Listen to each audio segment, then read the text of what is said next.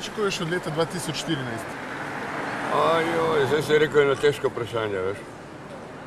Veš, kaj ne plačujem, to bojo plačali drugi, jaz sem že plačal svoje. Veš, kaj pričakujem? Da bo isto naprej, kot je bilo do zdaj.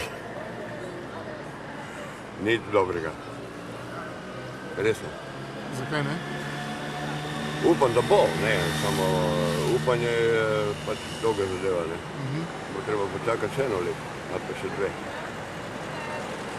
Riko, ti si veliko v stiku z ljudmi, marsikaj slišiš tudi od politikov, pa od navadnih ljudi tudi. Kako gledaš na te njihove besede? Še eno leto bo treba zatisniti pas pa boljše. Zato ima dvojne kavbojke. Ne, jaz mislim, da po eni strani bo šlo na boljše. Ja. Veš zakaj? Tukaj Bratovška je zavila vrat malo, kako bi rekel. Stisnila. Komu?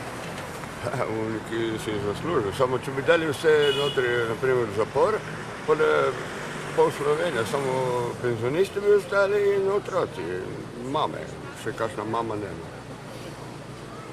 Ja, drugo ne ostaja, kaj.